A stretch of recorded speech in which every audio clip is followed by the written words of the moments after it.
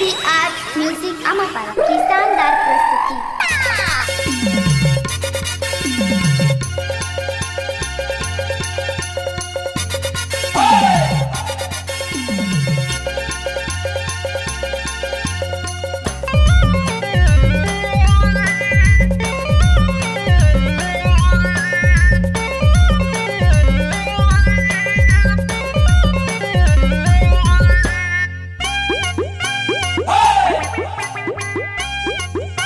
DJ Buddha Singh exclusive.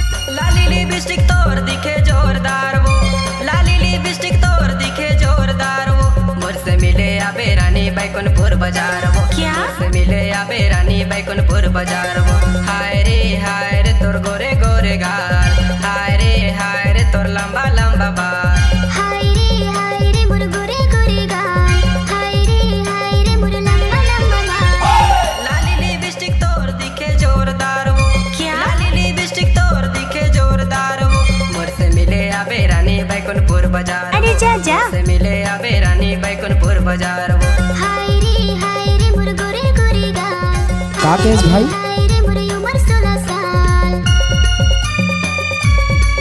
कैसे कर था गाड़ी भर मत देबे भाई।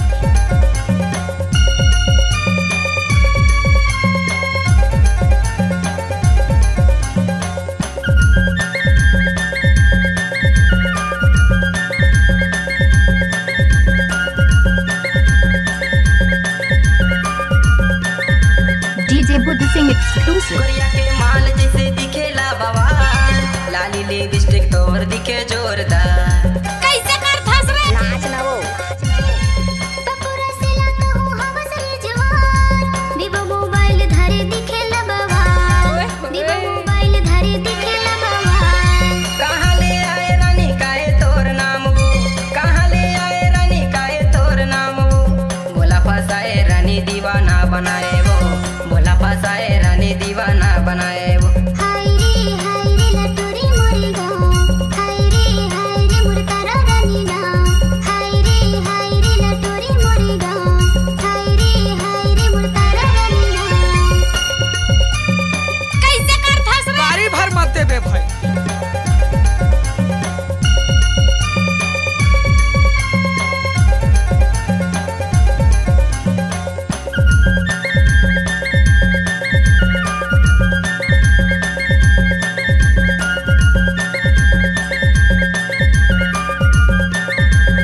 DJ Buddha Singh exclusive. तही मोर रानी और तही मोर परान, तही मोर धड़कन और तही मोर जान। क्या?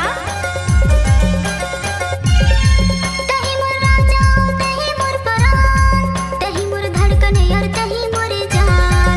तही मोर धड़कन और तही मोर जान।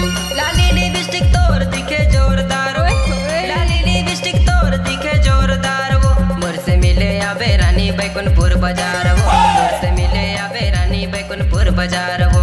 हाय रे तोर गोरे गोरे गाल, हाय रे तोर लंबा लंबा बाल। हाय रे मोर गोरे गोरे गाल, हाय रे मोर उम्र 16 साल। लाली लिपस्टिक तोर दिखे जोरदार वो, लाली लिपस्टिक तोर दिखे जोरदार वो, मुझसे मिले आबे रानी बैकुंठपुर बाजार वो, मुझसे मिले आबे रानी बैकुंठपुर बाजार वो।